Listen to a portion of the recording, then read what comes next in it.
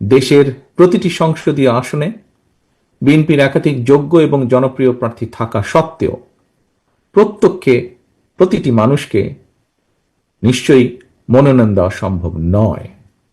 ভিন্ন রাজনৈতিক দলের যারা ফ্যাসিবাদ বিরোধী আন্দোলনে আমাদের সঙ্গে রাজপথের সঙ্গী ছিলেন, এমন প্রার্থীকেও বিএনপি সমর্থন দেওয়ার সিদ্ধান্ত নিয়েছে।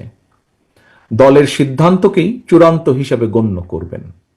আপনাদেরকে আমি আবারও স্বাধীনতার ঘোষকের সেই কথাটি স্মরণ করিয়ে দিতে চাই, ব্যক্তির চেয়ে দল বড়, দলের চেয়ে দেশ বড়।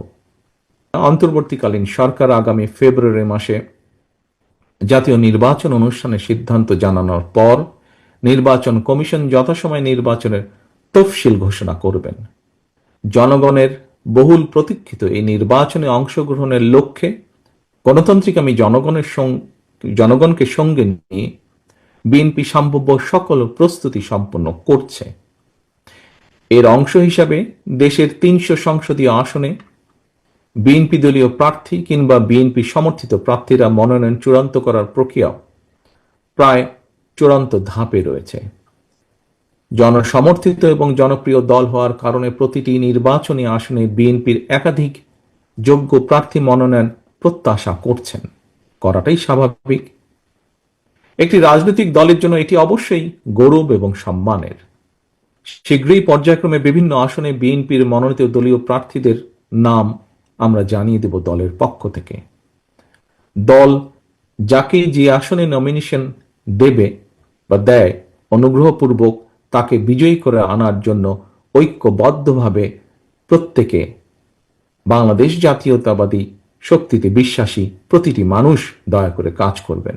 মনে রাখবেন, আপনাদের চারপাশে সুপ্ত আকাঙ্ক্ষা নিয়ে গুপ্ত স্বৈরাচার কিন্তু ওত পেতে রয়েছে। সুতরাং আপনাদের নিজেদের মধ্যে রেষারেষি, বিবাদ, বিরোধ এমন পর্যায়ে নেওয়া ঠিক হবে না যাতে করে প্রতিপক্ষ আপনাদের মধ্যেকার বিরোধের সুযোগ নিতে পারে। আপনাদেরকে আরেকটি বিষয় আমি স্মরণ করে দিতে চাই, প্রতিটি সংসদীয় আসনে বিএনপির একাধিক প্রার্থী আপনারা যারা নিজ নিজ এলাকায় জনগণের সমর্থন পেতে গণসংযোগ করছেন, আপনারা সবাই কিন্তু শেষ পর্যন্ত শহীদ জিয়ার অনুসারী, খালেদা জিয়ার সৈনিক, বিএনপির কর্মী, ধানের শীষের সমর্থক। মনে রাখবেন, ধানের শীষ জিতলে আপনি জিতেছেন বা জিতছেন বা জিতবেন, বিজয়ী হবেন দেশ এবং গণতন্ত্র